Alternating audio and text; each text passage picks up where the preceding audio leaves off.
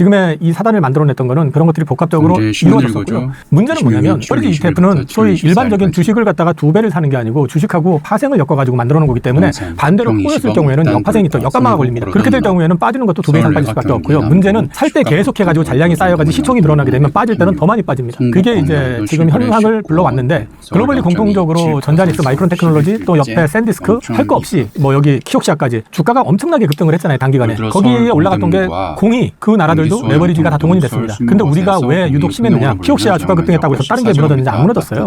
근데 왜 우리만 그랬냐? 시가총액 1등, 2등을 대상으로 시가총액 1등, 2등 대상으로가 아니라 차라리 코스피 시총의 60%를 대상으로 레버리지 ETF를 발행했다는 것 자체가 저는 문제라고 봅니다. 그래서 우리가 유독 심하게 얻어맞은 거고요. 이게 지금은 최근에 또 미국에서 그 가격에 대한 노이즈, 애플이 먼저 비싸다. 그러면서 CXNT 거 쓰게 해달라 이제 던졌고요. 그 다음에 케빈 오시 연준 의장이 인플레가 당분간 유지될 가능성을 얘기하면서 AI를 언급했는데 결국 가가지고는 치플레이션에 대한 것들 언급이 나오고 경계감이 여기저기서 나왔죠. TSMC 회장도 메모리 3사를 비판하고 이런 것들이 부담이 됐던 데다가 지난 주말에 키민3라고 그러던가요? 그 AI에 대해서 평가 굉장히 또 좋게 나오고 하니까 깜짝 놀랐죠. 또 딥시크 재판이야? 이러면서 또 노이즈 생기고 이런 것들이 이제 전체적인 수급을 다 이제 꼬아버리는 상황이 나오다 보니까 역감마가 계속 걸리면서 주가가 급락을 했는데 문제는 지금도 오늘 건 제가 안 봤습니다만 지난주 목요일 날 기준으로 보면 종가의 레버리지 ETF 수급을 보면 여전히 개인들이 계속 사고 있다는 거죠. 그게 계속해가지고 문제를 지금 일으키고 있습니다. 그래서 지금 상황은 그것 때문에 지금까지 이렇게 온 것이다라고 말씀을 드릴 수 있고요. 네, 오늘도 레버리지 ETF는 개인이 또 샀습니다. 이제 이런 것들이 계속해가지고 변동성을 키우는 요인이 되고 또 개인 투자들 손실을 키우는 요인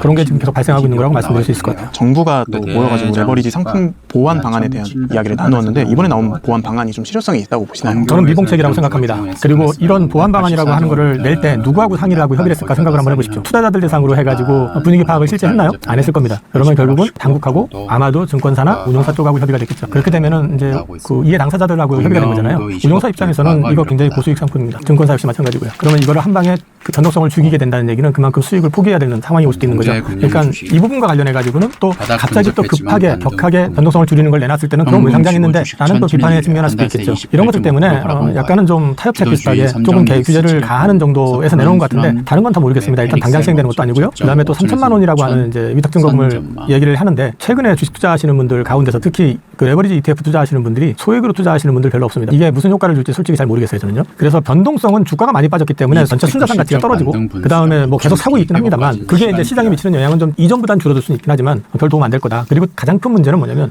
이게 시장이 조정이 끝나고 다시 재차 상승이 나온다고 했을 때 그 정도 규제안 가지고는 시장 쏠림이라고 하는 건 밸류에 맞춰서 각각의 비중대로 올라가는 건 괜찮은데 다른 걸 다 죽여버리고 이것만 가는 그런 흐름 자체를 재현할 가능성도 있습니다. 그래서 저는 이 부분과 관련해서는 조금 더 심사숙고하고 가급적이면 투자자 입장에서 투자자 보호 차원에서 접근을 하셔야 된다는 말씀을 좀 드리고 싶습니다. 이제 하방을 지지해주던 개인들도 최근엔 좀 유용성이 말라가는 흐름인데 개인들의 이런 투자 심리가 완전히 꺾였다고 보시나요? 개인들은 지금 이미 투자 심리가 아니라 시장에 대한 환멸을 느끼는 사람들이 많을 겁니다. 올해 들어온 사람들은 다 손실이 날 수밖에 없는 환경이고요. 작년에 들어오신 분들도 손실이 났을 가능성이 높습니다. 아주 싸게 들어오신 분들이 아닌 이상에는 다 손실이 났을 거고 특히 레버리지 ETF 쪽 들어오신 분들은 이제 좀 비싸게 사신 분들은 반토막 이상이 난 상황일 거고요. 그런 상황을 지금 왜 초래했는지에 대해서 고민하는 제가 말씀드리는 쪽보다는 책임 있는 쪽에서 고민하시고 판단하셔야 될 문제라고 생각합니다. 지난주 이번 주 들어서 외국인 수급도 조금 변한 것 같은데요. 최근 외국인 움직임 어떻게 해석하시는지 외국인들의 매도 상당 부분은요.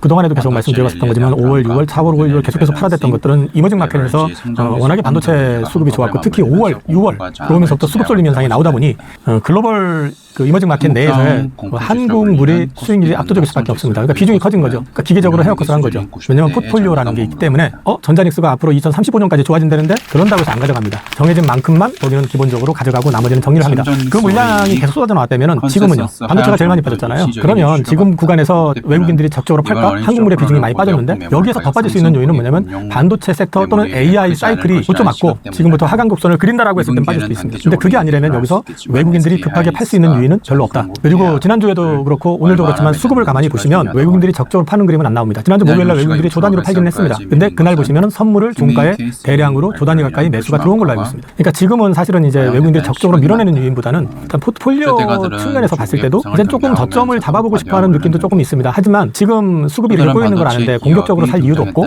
또 반도체 노이즈가 있는 상황에서 한국 시장에 적극적으로 들어올 유인도 별로 없습니다. 그리고 여타 섹터들도 이미 다 망가진 상태고 최근에 보시면 이란 전쟁 개발되고 되고 유가 다시 올라가고 뭐 이런 불안정한 상황이 나오게 되면 기본적으로 이머징 마켓에 대한 투자 비중을 안 늘립니다. 그래서 적극적인 매수는 기대하기 어렵지만 전체적인 분위기 자체는 외국인들도 매도 클라이막스는 어느 정도 지나온 것 같다라는 게 개인적인 생각입니다. 이제 지난주 그리고 이번 주까지 바닥인 줄 알았던 7,000선이 깨지고 6,500선까지 붕괴가 되었는데요. 이사님께서는 증시 바닥 어디로 보시나요? 일단 저는 지수상으로 보면은요, 여기에 보시면은 제가 4월 말 종합지수 차트인데요. 코스닥은 이거 가지고 판단 안 되니까 거래소 기준으로 봤을 때 4월 말 기준으로 했을 때 종합지수가 이선이 얼마였냐면은 4,906포인트입니다. 그죠? 그 다음에 이제 5월 초 소위 말해서 삼성전자 하이닉스 레버리지 ETF 상장된다고 했을 때 한 주가가 올라왔었고요. 그 다음에 이제 움직임, 여기 이게 지금 6,906포인트죠, 지금. 6,906포인트인데 올라오고 나서 다시 급등했었던 거 요거는 다 반도체였었고 흘러내리는 건 전 섹터가 다 흘러내렸죠. 근데 특히 막판에 이제 반도체가 많이 끌고 내려왔잖아요. 그러면 저는 개인적으로 봤을 때는 레버리지 ETF에 의해서 지수상으로 얘기를 하면 버블이 뛰었던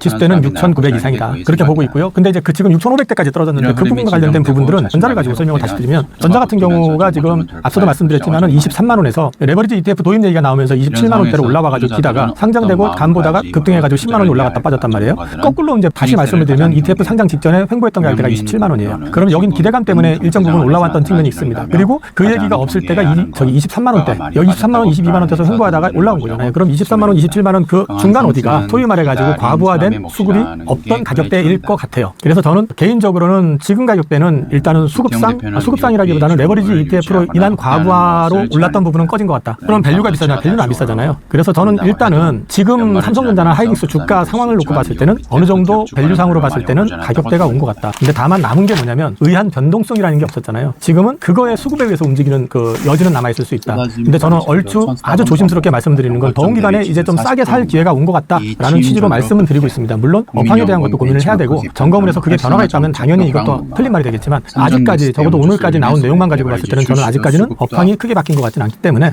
조심스럽게 말씀드릴 수 있는 거는 그래서 지금 전자닉스 가격대 정도라면은 얼추 우리나라 증시의 어떤 밸류상으로 봤을 때는 거품은 좀 꺼진 가격대 온 것 같다라고 저는 보고 있습니다. 그래서 똑같이 지수하고 연결시켜서 얘기를 한다 그러면 지금 지수대 정도면 얼추 그래도 저는 가격대가 온 거 아니냐라는 생각을 조심스럽게 하는 거고요. 지금 이게 월봉으로 지수를 보니까 저는 여기 지금 양봉 3개가 있었는데 양봉 3개에서 제일 높은 거 말고 첫 번째, 두 번째 그 하나는 꼭지, 하나는 동가가 고점이었고 하나는 시가가 고점이었었던 그 두 달 거를 연결해서 보니까 한 6,200 정도 나오는 것 같아요. 그러면 지금 오늘 한 6,500 정도니까 지금 구간선에서는 저는 얼추 그 레버리지 수급에 대한 부담은 얼추 수된 거 아니냐. 다만 이제 변동성 때문에 출렁일 수는 있지만은 지금 제시한 선 정도라면은 이제 바닥 근처 온 거 아닌가 하고 조심스럽게 말씀을 드리고 있습니다. 물론 틀릴 수도 있습니다. 지금 이제 본전만 와도 팔고 떠나겠다는 개인 투자자들이 많은 상황인데 정말 그렇게라도 해야 할지 아니면 하반기에 강세장을 좀 기다려봐야 할지 여쭤보고 싶습니다. 우선 말씀을 좀 드리고 싶은 게 개인 투자자분들 같은 경우 저도 제 고객님들한테 제일 많이 제가 여기 와서도 말씀드렸나요? 그 힘들었었던 때가 삼성전자 기준으로 36만 원, 35만 원, 6만 원, 7만 원 요때.